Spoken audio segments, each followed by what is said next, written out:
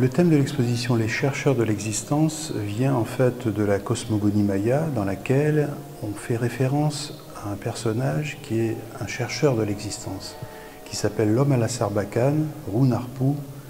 Et lui, en fait, il est envoyé par les esprits supérieurs pour modifier la conscience de l'homme, l'aider à évoluer. Donc ça va partir de... C'est en fait nos 7 hontes qu'il va falloir corriger chez l'homme. Donc ça va de la paresse jusqu'à l'orgueil. Et en fait, j'ai utilisé ce nom dans une toile qui s'appelle Les chercheurs de l'existence et qui explique comment la force cosmique va venir créer les hommes en 5 étapes. Donc c'est une toile qui se trouve sur le côté gauche, là-bas. Et les chercheurs de l'existence, parce que nous sommes des chercheurs de l'existence, parce qu'en fait, nous devons partir de ce que nous sommes pour aller vers ce qui nous sommes. Voilà, c'est une quête. Je trouve fantastique qu'un artiste ait un cheminement comme ça, qui se tient, qui soit un fil, qui se développe petit à petit, pour l'amener non seulement à vivre de son art, mais surtout à se construire, comme il dit, aller à la connaissance de ce qu'il est.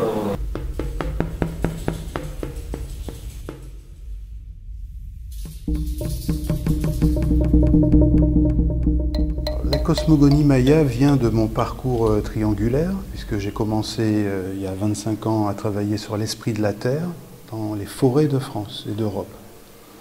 Et là, j'allais dans les forêts et je travaillais vraiment avec les matériaux de la forêt.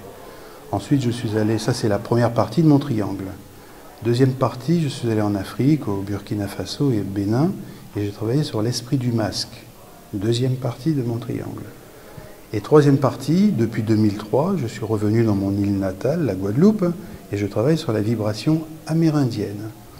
Donc c'est mon parcours triangulaire, parce que je suis un peu européen, africain et amérindien.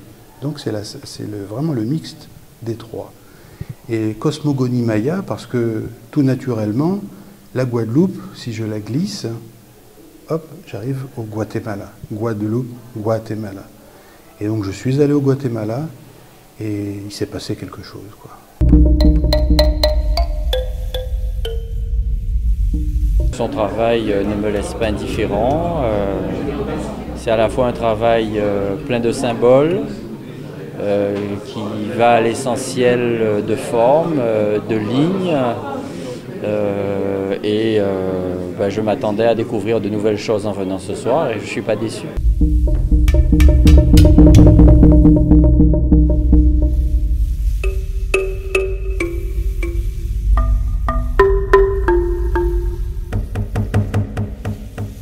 La roue de médecine amérindienne, qui fait partie de mon travail et qui est présentée là sous forme d'une installation au centre de l'exposition, comme son nom l'indique, c'est une roue de médecine, c'est-à-dire que ça va soigner la totalité de l'être.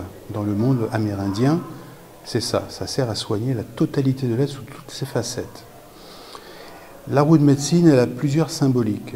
Elle est essentiellement liée au soleil, et elle cache en elle-même le chiffre 7. Alors pourquoi 7? J'ai d'abord les 4 directions. La première, c'est le soleil levant, le rouge. Ensuite, c'est le soleil du nord, le blanc. Le soleil du couchant, représenté par la couleur noire. Et le soleil du sud, le jaune. Ça, c'est les 4 couleurs, les 4 directions dans lesquelles l'homme évolue. Ensuite, j'ai l'esprit de la terre, c'est le vert. L'esprit du ciel, c'est le bleu, ça fait 6. Alors, ce qui va faire le lien entre le ciel et la terre, c'est Kukulkan, le serpent à plumes, le dragon, en fait. Et la 7e couleur, c'est le centre de la roue de la médecine, c'est le cœur de l'homme. Encore une fois, c'est sur ce cœur qu'il va falloir travailler pour arriver à la sagesse. Alors, dans la cosmogonie maya, Les 4 couleurs de la roue de médecine principale, les 4 couleurs de base, c'est ce qui fait référence au maïs, parce qu'en fait c'est avec le maïs que les hommes ont été créés. Les 4 couleurs de maïs, rouge, blanc, noir et jaune, 4 couleurs de maïs représentent aussi les 4 couleurs de l'humanité.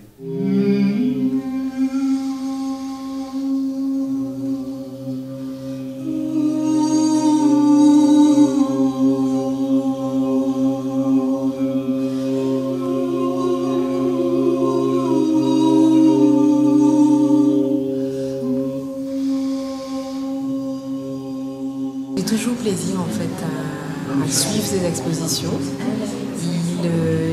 Il émane en fait de ces expositions une espèce de magie et c'est pour ça qu'à chaque fois en fait j'ai plaisir à les découvrir et à venir et à partager justement, faire de belles rencontres et c'est toujours un plaisir parce que pour moi il y a une petite magie en fait chaque fois.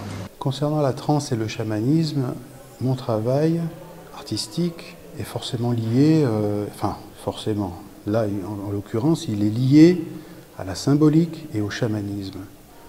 Alors concernant les trans, je pense qu'on peut, comme quand on écoute un morceau de musique qui va nous faire hérisser les poils, ou nous mettre dans une autre énergie, on peut se retrouver devant une toile ou une roue de médecine qui va interférer sur nous et il va se passer quelque chose.